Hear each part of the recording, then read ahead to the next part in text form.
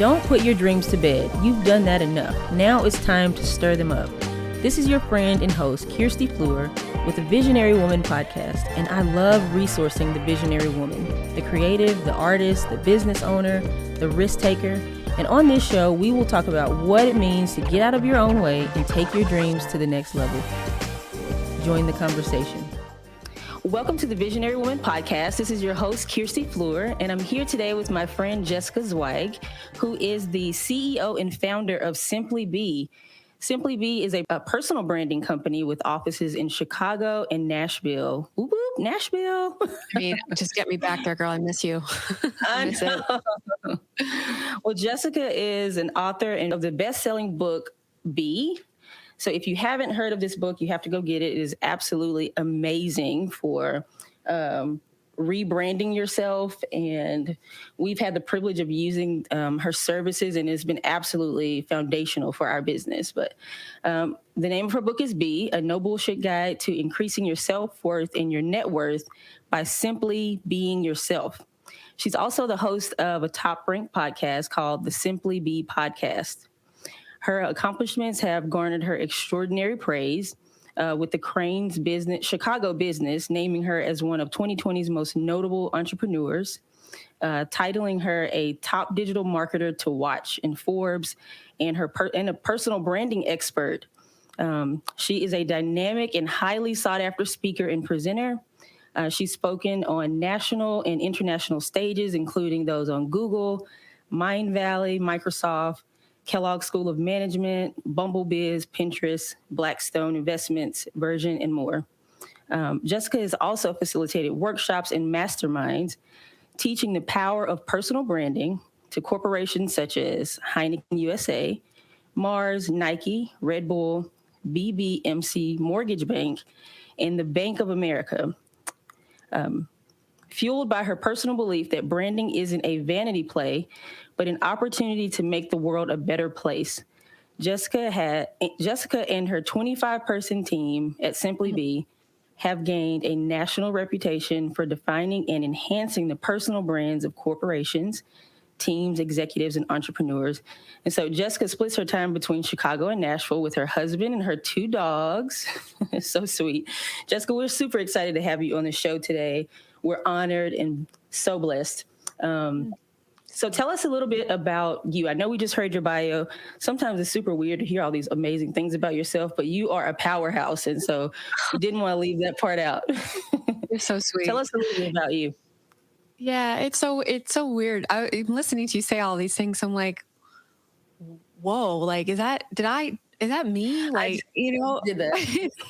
No, but in a way, I'm like, I don't identify as those things. I identify as a friend, a sister, a wife, an aunt, a dog mom, a leader, a spiritual seeker, somebody who is doing this thing called being a human. And it's hard and beautiful. And I've just, I tapped into a purpose a couple years ago, 6-7 years ago, and I started this thing called Simply Be. And I've just kept focusing on that, and all of these things that you just said on paper, happened, but I've never steered the course. I've always stayed the course. I want to help people. I feel like I'm here to be of service, to help people like you and your husband and all my beautiful clients and the world I touch shine and be fully themselves, and to feel safe and to feel supported and to feel clear and confident on what that even means. So I'm so much different, I think, in a way than when I first started the business and was like hoping to get all those awards and accolades. Like, right. I'm grateful for them, but I'm kind of like, that doesn't really matter to me.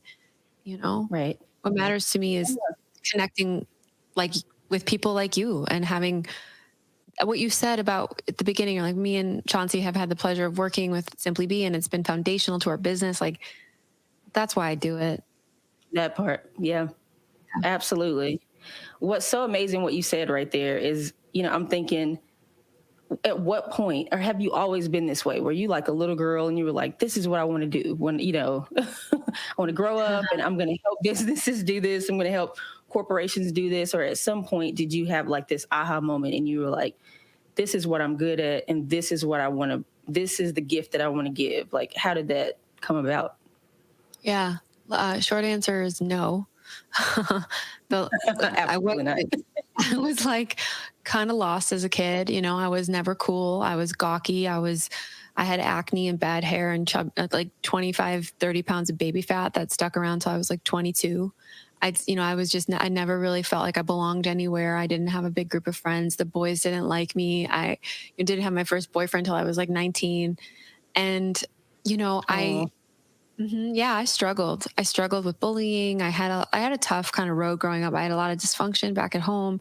So because, you know, I often say, like, we can't be a teacher unless we are the student, not only first, but like simultaneously, right? So I teach authenticity. That's kind of what I'm known for right now.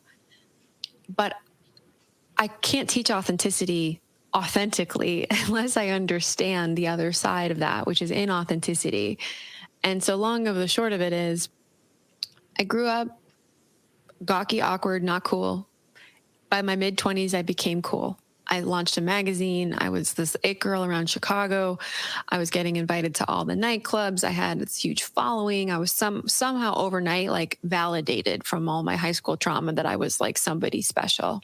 And that was just insecurity and ego that led my life for about 7 years, growing late 20s, early 30s. Had a breakdown at the end of that road, crashed from toxic business partnership, broke as a joke, full scarcity, $75,000 in credit card debt, sick from autoimmune disease because I was drinking so much alcohol and eating like shit and had all this inflammation in my body. I was like on the floor in my life in so many ways.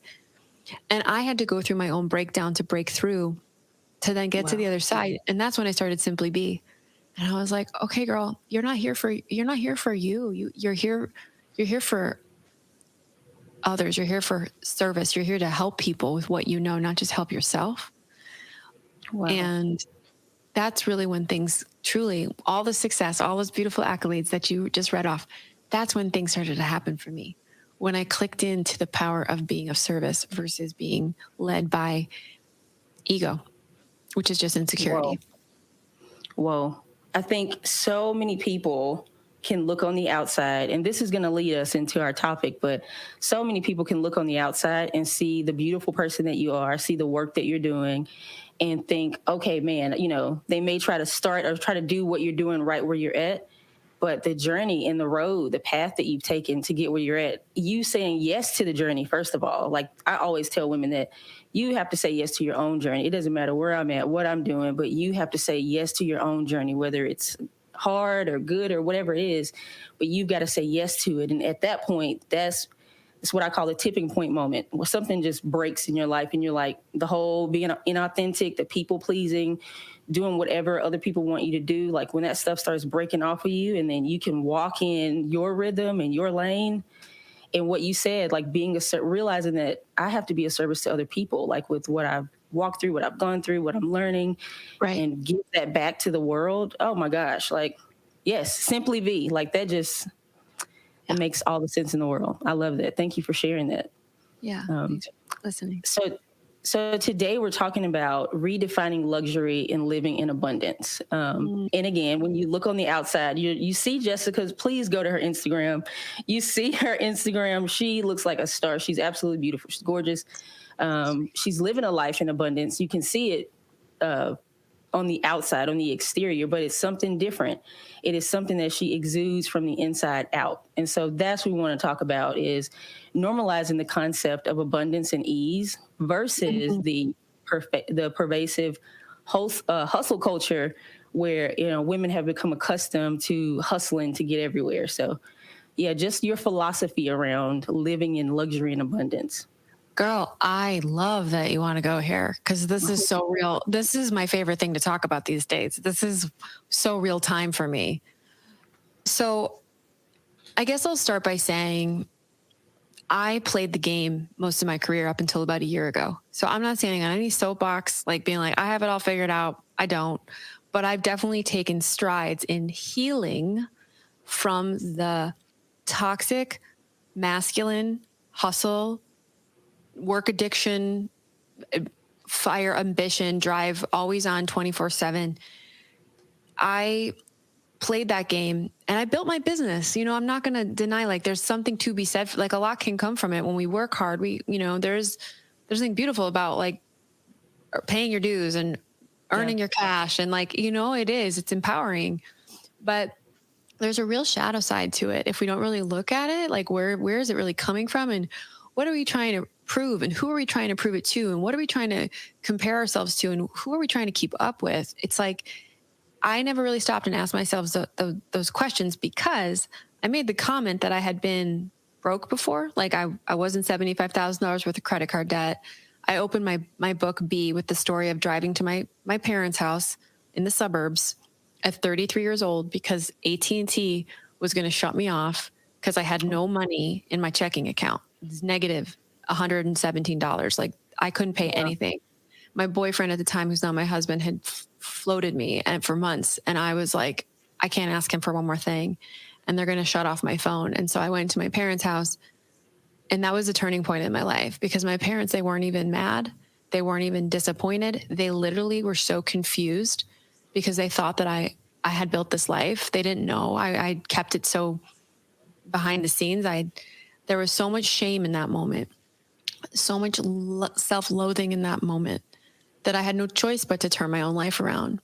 And I started to count my blessings. I had no money in the bank, but I was like, okay, I'm going to start to be grateful for the fact that I have blue pens on my desk at home, and I like blue pens versus black pens. Like, that was the kind of mindset I started to practice, right? And then things started to turn around for me. And, I live in luxury and abundance, and we'll get there. But I really want to say something that's important, why I added that nuance of that moment. Going through brokenness, being in scarcity, like real financial scarcity, is a trauma. You have PTSD after that. Okay. Absolutely. It doesn't leave your system. And so I thought I was in abundance. Like, okay, now Jessica's making all this money and she grew this big business and she said she's hit multi-7 figures in revenue. Okay, fine. There's still this undercurrent, this little hum of like, don't go broke again. Don't go broke again. Don't go broke again. Oh my God. Yeah. That's why you're running. So I was kind of running away from scarcity instead of embracing abundance. Does that make sense? Yeah, absolutely. So all this came crashing down in 22. I've talked about this publicly. I reached physical burnout, full on body, mind, spirit depletion. And I was diagnosed with depression. And for about 3 months, I couldn't leave my house. I couldn't socialize. I barely could shower. This was in Q1 of 22. And my business is now doubled. This was after my book launch. And I am suffering inside. And I really had to go through the eye of the needle, is what I like to call it. I had to face it and really look at, and I got medicated. I went through therapy. My depression healed, but it took me another probably 9 months to really heal my addiction to the hustle. And I've come out on the other side of that. And I still have moments of it, but really my body has changed. I've healed my nervous system. I've practiced joy, pleasure, and my definition of abundance is no longer money. It's spiritual wealth. There we go. Peace. It's getting good night's sleep. It's not having my days be freaking wall to wall. That's abundance today. Yeah, absolutely. So it's a lot, but I love this question. Like I said, I could talk about it forever. I'm so in it right now. I mean, you are where you were at was where I was in 2017 when I hit this wall, what I call it my aha moment. I hit this wall where I was like, oh my gosh, what in the world? What is going on? I just felt shipwrecked. Nothing was moving, all the things. And, me and Chauncey were at the point of foreclosure on our home. It was crazy. It was to the point where I'm hiding in our washroom in our 5-bedroom house. I'm this is my dream home, all the things. And I'm somebody's going to come take my car. Somebody's going to come foreclose on our house and take the things that we have that we've worked so hard for. And we had been hustling, working, doing all the things. My husband's top general contractor in his field, doing all his things. I'm running this nonprofit, doing all these things for women, et cetera, et cetera. And I'm like, what is happening? Like, what is going, how is this happening? You know, it just went crazy on us for a second. But I needed that moment. That rock bottom moment is what taught me everything. You know, it taught me, you know, I didn't even think I really cared about the idea of like things as luxury, not like that. But as I start going through the process, I was like, there is so many things that are so much more important than having things as the, you know, that's the, if things are the overflow of health and abundance internally, of joy and ease and rest, and then things just come from that place, that is beautiful because it comes from a healthy place. And now you can steward it with a completely different heart. You can look at it completely differently once it comes from that place. And Jessica, I just love that so much because I feel like so many people who are at the place where you're at, doing what you're doing, influencing culture and moving things forward like you are, hit that similar moment. It may not be the exact same story, but had that same moment where they had to move forward through it in that way to get where you are right now. Thank you. Thank you. And, you know, what you're talking about, I love that you shared that. I think it's what the real flex, I think, of like an embodied woman in her abundance is the energy of receiving, like really opening yourself up like a clamshell and just letting the tide like roll over you. You don't do anything, like trusting the universe, surrendering to the outcomes, not gripping, not planning, not controlling, not trying, just being. I often say it took me my whole business, Simply Be, to learn that it wasn't simply do. It's actually Simply Be, Jessica. So I think that's, and it's so hard because we're in a program, right? We're in a matrix that's telling us all that we have to be on this hamster wheel in order to win. And it's such a construct, and that there really is magic when we slow down and stop exerting and wait for it to come instead and allow ourselves to receive. That's what I'm practicing right now in a big way. Oh, wow. Wow. It's so, you know, you can feel like because you're not running to go get something that, you know, you're not working hard enough. You know, it's like work harder, work harder. And you can definitely strum up opportunities from working harder, working harder. But like you said, the real flex, I mean, is just like being able to be at ease and be there. And these things are coming to you, like you are attracting what is for you, you know? Right. I love that. I absolutely love that. That in itself has brought so much peace to my life. And I know we all view it, like we say it a different way, we view it a different way, but it's the same thing. You know, we were just like, okay, I can't continue carrying on the way that I was. Like something about this system is broken, the hustle culture. And I love that you called it a masculine energy because it is. Like we don't have to compete with men to be first place or this is how we carry as women, you know. And I say that too. I'm like, I'm a woman. I'm pregnant. I'm this far along in my pregnancy. And I can't have 15 meetings on books. I can't do that. I can do one. I can do two. I can do this. But I'm a woman. I'm carrying life. This is what I'm bringing. This is what I do. And I'm not a man. You know, that masculine energy where you just got to go, go, go, hustle, hustle, hustle.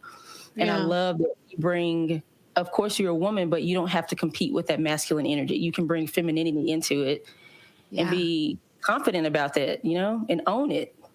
100%. And I want to make a really important distinction because both the masculine and the feminine are divine, right? We need both. Mm-hmm. We have to have both. That's how the universe is created, like the harmony, the yin yang, you know, we need both. And the masculine is beautiful. In the masculine, we have protection. We have assertion. We have problem solving and, you know, linear thinking and like fire and action. Like those are beautiful qualities. And in the feminine, which is also divine, we have stillness and empathy and beauty and receiving and surrender and letting go and all the things we just talked about. both have toxic sides to them, right? Like there's a toxic feminine who is like victimy and Mm-hmm. weak and blamey and way too much in her like emotional drama that she can't get Yeah. anything done, right? And then there's the toxic masculine that's like, I'm going to grind until I succeed. And both Yeah. men and women can fall into both. Like, I think this is my personal statement, but I don't think many people would disagree with me. We are living in a toxic masculine patriarchal society, right? That is Absolutely. about power, control, money, greed, like that, and we're all hooked in on an unconscious level. It doesn't make us bad. It's just part of where we're the society and current state of the world. The divine feminine is very much in her power too. You know, she doesn't play that game. She's unhooked from that. And so women, I think more than men even, are unconsciously wired into the toxic masculine. But what you were just saying is so profound. Like you are female creating life right now. We create the universe as women in our wombs, and your pace has to go slower at the pace of Gaia, of the earth, the rotation of the planet. Like you're one with her. We're all one with her, in fact. And we've been so cut off from her that we can't feel our own innate desire to root back down and how healing that actually is. And so we're all like running on these hyper-wired nervous systems that are not serving us, let alone the collective. So that's really my work now in my own life, is like, how do I plug back into being rooted into Gaia so that I can harmonize back to this level of the divine feminine? But it also includes the divine masculine. I'm still going to get shit done. Mm-hmm. I'm still going to be a leader and an entrepreneur, Yeah. but not at this toxic level. And I think the whole world needs to heal that, you know, on many of their own unique levels. So I just wanted to clarify that, because I think I don't want to demonize the man. Men are beautiful. I love men, and I know you do too. And not that we were, but just Yeah. that there's sides, there's shadow and light sides to both.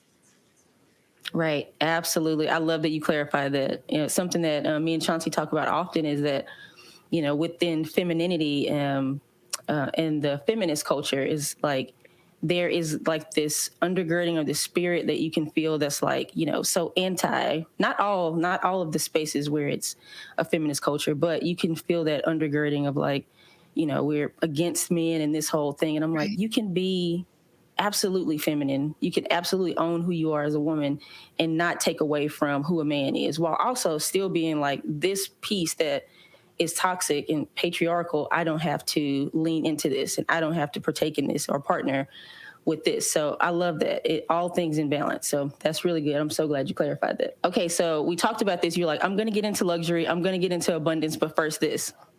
Yes. First, I'm so glad you did that first. Okay. So now let's get into your perspective on luxury and abundance. Well, girl, you know, all this to be said, I'm very bougie. I am a bougie bitch. I like big things. I like to be, you know, I like to travel in luxury. I like style. I like clothes. I like, you know, beauty. I love those things. They make me feel like a queen, you know? Yeah. And I think that, you know, I did a podcast like a year ago, just like how to make money like a goddess. And so I think that was the title of the podcast. And one of the tips I gave was that you've got to spend money like a goddess. Like you have to like tip people really well. Like 20% isn't enough. Like I gave a server once 100% tip on a $90 bill. It was $180 that I spent because she was so phenomenal. And I was sitting by myself. I went to a restaurant by myself, and that move, which I didn't do for reciprocity, I just did it because it felt good. I didn't need her to boomerang anything back to me. She took care of me at the hottest hotspot of in Chicago. It was the hottest restaurant at the time. Anytime I needed a client, celebrate a birthday, like we created a relationship. She kind of took care of me after that. And it was just this beautiful kind of like, when you really show up in abundance, like you never know what's going to happen. And that was like a micro example, but I feel like we have to invest in ourselves because we're our most precious asset, right? We're all familiar with the concept of equity. we invest in stocks, we invest in our houses, we invest in our cars, like, but you, your mind, your body, your spirit, like those are worth investing in more than anything. And what's going to make you feel good. And I think when you move through the world believing that you are worth it, you know, like I don't stay at a nice hotel because I need to prove anything to anybody. I stay at a nice hotel because I like the way the sheets feel and I get a beautiful night's sleep. And I wake up the next day energized and ready to take on that city. You know, like I want to be comfortable. I don't want to have to worry about the little things, like, you know, so that I can show up for the big things. Like I just went to Costa Rica to write my second book. I was there on a 3-week sabbatical and I thought about renting an Airbnb. Cost me a little extra money to spend at the hotel, which was a nice hotel. And I thought to myself, well, if I spend the extra money, I'm not going to have to worry about what I'm going to eat every day. I'm not going to have to worry about directions around town. I'm not going to have to clean my room every day like someone else will do it. Like, there we go. You know, so like I and not because I'm snobby, but because I'm in abundance and I believe that I'm worth it. And that's because, and I want to just spotlight that example. I was there to write a book. I was there to be of service to the world with my work. So it's going to create more space for me in the day to write my book than have to worry about running to the store and getting groceries. And I thought about that, right, in advance. So I think living in luxury and living in abundance is less about the material and more about your worthiness and what's going to make you show up in your highest light so that you can be available and ready to serve, to be the magnet that you are. Right. And so, yeah, and when we, you know, I like clothes. I have a stylist. I like to shop, buy things. And I started investing in a stylist about 5 years ago. She's become my best friend and worth every penny because I wake up in the morning and I don't have to think about what I'm wearing. It saves me time. There we go. Exactly. And then I put on clothes that make me feel like a queen when I step out the door and I'm confident and I like the way I look and my makeup's good and my hair and my accessories and my shoes, like everything. Not every day, but I'm not that girl. That's why I actually love living in Nashville because I can just like roll to a restaurant with Brian in a sweatshirt and no makeup. I love living in Nashville. Like, it's all the things there. But I'm just saying all this to your audience and to you so that, like, you know, we can, when you see a woman like in her luxury, like that's a woman in her power, you know, if the energy's right, and we should all feel we deserve it. Wow. That is amazing. I'm thinking, what does this have to do with mindset shifts? Like, what is it? How has it affected your business? You operating this way in luxury and abundance? How has it affected the culture of your team? Yeah, I mean, my team knows my heart is there to support them, to spoil them, to make them feel like, you know, we pay a lot of all of our employees like above market. Like everyone has got a really great salary. You know, we give bonuses when we can. We offer perks, benefits. We host events. You know, they have this beautiful office that I have furnished that feels less, you've been to it. It feels less like an office, thank you, and more of like a home. And so I think, you know, leading with abundance isn't just about things and money. You know, it's trusting. They have the most flexible work from home policy. Like they have to come into the office 1 day a week, all on the same day, and the other day they get a choice day, and it's twice a week. The rest they can work Monday, Wednesday, Friday from home. We give them 2 weeks work from anywhere. Like we're abundant in our culture in ways that have nothing to do with money, right? We're abundant in love. We're abundant in their autonomy. We're in abundance in their empowerment and their growth. And the sky is the beginning, as I often say, for anyone who wants it. Like there's no cap here at Simply Be. We're a small business and we're growing fast. And you raise your hand for a lane to grow, we'll help you get there. You know, like so abundance comes in culture. I think in the way that you ultimately act and show up for your, you know, team versus what you say. And I think my team feels more than anything loved, like deeply loved by the leadership here. And that's the ultimate like flex of abundance, is that feeling of love, so. Right. I love that. Basically, you as a CEO and you as a leader of your company, this really flows down. And I always say that, like, even when I've been a part of any organization, like if you see issues or problems or whatever, you usually look up at the top and see what's flowing down. But this is your mindset. Your mindset is, I'm living in luxury and abundance, but it's coming from this place. It's not coming from this external place of things and stuff, but it's coming from a place of ease and rest, joy, fulfillment, and that is overflowing onto everything you touch. I imagine the well-being of your marriage and relationships as well, and friendships are affected by it as well. Yeah. Well, you've met my husband. He's the best.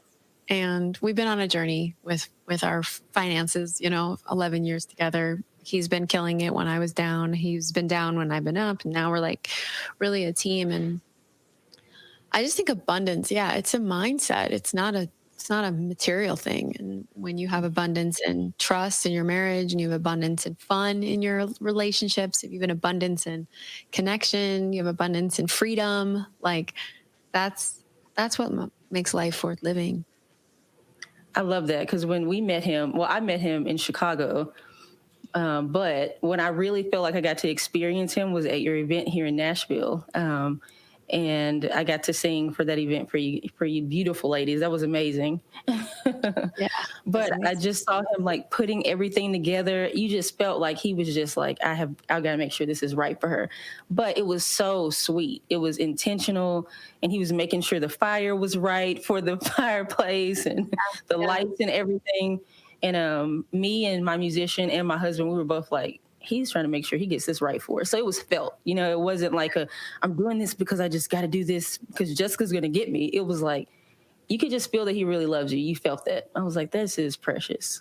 I really love him too. He's the greatest. But you have a great man too. I love the two of you guys together. Chauncey's the best. You guys, we're obsessed with you. When I first met you in my lobby in my office, I was like, is that Kirsty Fleur? I mean it. Like, you have a light. You have a sparkle around you, and you can see that you have the it factor, really. Oh, and you do. And your husband adores you as well, with that same level of like, I just want her to shine kind of thing. Yeah. There's luxury and abundance all wrapped up into that. Being able to show up, as how you want to show up as a woman, and feeling supported in your marriage and not suppressed and stuffed, like that is gold. Totally. Gold. I love that. Gold. So we've been talking about your philosophy on luxury and abundance. One of the things when I was thinking about this topic was I thought about my grandmother and my mom, but more specifically my grandmother, who we grew up. We didn't know we were poor. It was one of those things where we thought we had everything. We're like, oh, we have everything we need. And so as I started writing, script out and everything, I'm like, luxury and abundance. I always think about my grandmother, because she had she would sew her own clothes. She was a seamstress. She had the best of what she could have for wherever she got it from, from whether she was getting it at secondhand shops or whether she was making it herself. She made everything feel and look quality. Like, we never looked like we didn't have. She never looked like she didn't have. And then my mom always wore minks and the best shoes, and her hair was always, we were always really well taken care of, really well presented, and not from a place of performance. It was my mom and my grandmother wanted to see us care about what we looked like, so how we felt in the inside as kids, it was manifested on the outside. And my grandmother always just had this sense of joy and ease, and she was just a sweetheart. And so whenever I think about luxury and abundance, I always think about it has nothing to do with being a baller shot caller, number one. And, I'm like, if you can be poor or you can have less than, and you can have this mindset that has nothing to do with material gain, and you can actually connect it to the thriving of your soul and things like, quality and excellence and ease. And, they talk about the soft life. Yes. We need a soft life as women, but then there's also the piece you talk about, well, we got to work. We got things to get done to get across the finish line. But we can do it, and we can look beautiful while we're doing it. So, I love that you said this because I was thinking as you were talking, my family and I started going to Mexico for vacation when we were in high school. So my dad came from nothing too. Like my parents were self-made, and we didn't start going to travel like internationally until I was like 17 years old. We would go to like Wisconsin, for the week, like the holiday. We would take road trips. But finally, when we were late in high school, we got to travel. And so we went to this little town called Zihuatanejo, which is like on the Pacific side. And we started going every single year for like years after. I actually ended up getting married there to Brian. We had our wedding in Zihuatanejo. But anyway, it's this tiny little fisherman town, right? And in Mexico, this is like a middle-class town in Mexico, but it's very poor, right? In comparison to our country. And I remember being there at like 18, 19 years old and like having a consciousness that these people who have very little are some of the happiest people I've ever seen. Like you could feel the culture. They were all in alignment with like the best values of life, which is family, food, love, music, nature, weather, like sunshine, ocean, like. And it dawned on me, it's like they don't know what they don't know. They don't know excess. They're not comparing their lives to anything they don't have because they don't see it. And therefore, all they are is focused on what they do have, and it's enough. And it's beautiful. And it's like what you just said reminded me of dropping in and how, in our culture in America, like it's I guess a great place to live on a lot of levels. It's a really fucked up place too on lots of levels. And we just are so hooked into like, a status game, and we lose that inner locus of beingness and enoughness. So I love what you just said about your grandmother and your mom. It was about what made you feel wealthy and beautiful and abundant. It came from a different place. And I think it's inspirational. Wow. That is amazing. Like, of course, I have all these thoughts because I've been to India a few times in Mexico, and those are my similar thoughts in India. I'm like, wow. I mean, I just felt like a hot mess. I'm like, I'm over here complaining. I'm living in this 5-bedroom, almost 5,000 square foot house in Louisiana at the time. And I'm complaining about a couch that I don't have that I want, this certain thing or whatever that I want. And I'm like, we're eating rice sitting on the floor, and we're sharing, and everybody is happy. And their whole motto is all around friendship, and everybody wants to hold your hand. And it was all about being, like you're talking about right now. And something I always talk about is being before doing, like even like that witness with people, being present with people. And I'm like, they have got to drop on something. Like they've got it. They've got it. We're trying to get it. And we're trying to make sure that we stay connected to ourselves and to our souls. And they're a beautiful reminder. Other countries, beautiful reminder of being connected to ourselves, connected to our soul. Just amazing. So amazing.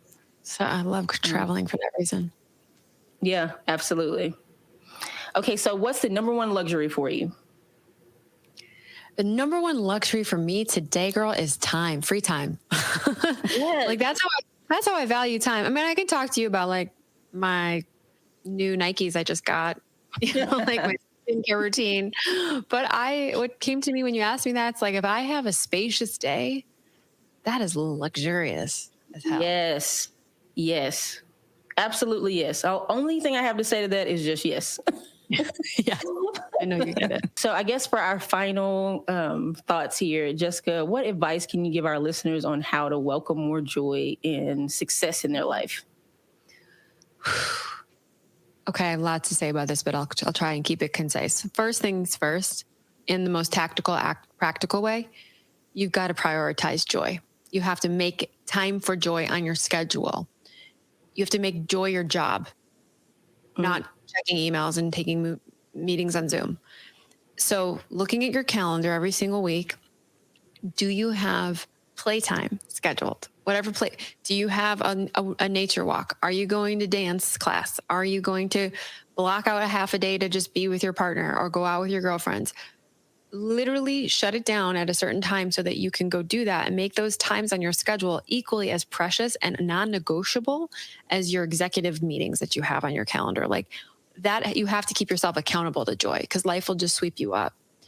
And that's one, like, that was a huge game changer for me. I was like, no, my job is no longer to be the CEO and put out fires all day and hustle and grind. My job is to be in my light and to have fun. Life is fun. What am I doing all this for if it's not fun? If I'm not having some fun. So make space for fun and joy. And I think too, like, realizing joy can be simple. Like, it's joy.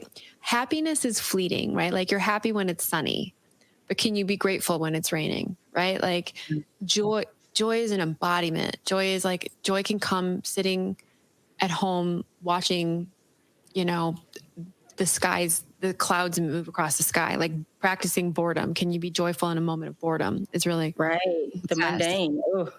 The mundane. And then finally just feeling like you deserve it. Like, joy is your birthright. And we really lose sight of that. We've been programmed to feel like we're being indulgent or selfish, or, if we take time out for ourselves and make joy our priority. And so we have to really work on that programming as well.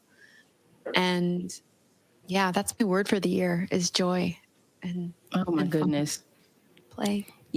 You are definitely embodying that. Okay, I love to see you skipping across Instagram, your videos of you skipping and dancing.